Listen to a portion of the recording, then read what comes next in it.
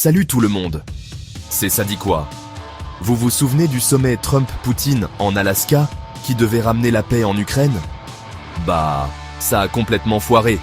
Non seulement il n'y a pas eu d'accord, mais les bombardements russes sur l'Ukraine ont explosé, marquant la deuxième plus grosse vague d'attaques depuis le début de la guerre.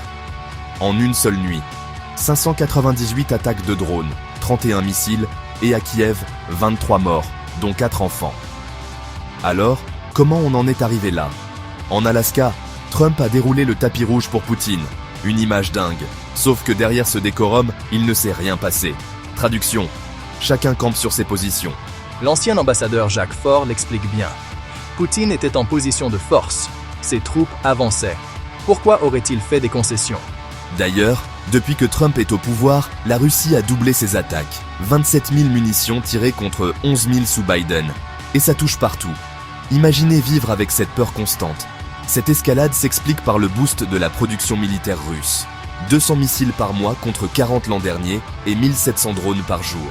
Pendant ce temps, Trump a suspendu l'envoi d'armes à l'Ukraine et Moscou en a profité pour accélérer. Heureusement, les Ukrainiens ripostent. Ils développent des drones intercepteurs et frappent les raffineries russes.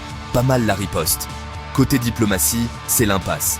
La Russie exige 4 régions et le renoncement à l'OTAN. L'Ukraine dit jamais. Au final, ce sommet montre que la diplomatie ne suffit pas face à la brutalité.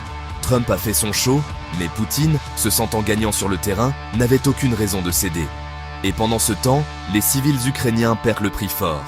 Dites-nous ce que vous en pensez en commentaire et abonnez-vous. À bientôt sur Ça dit quoi.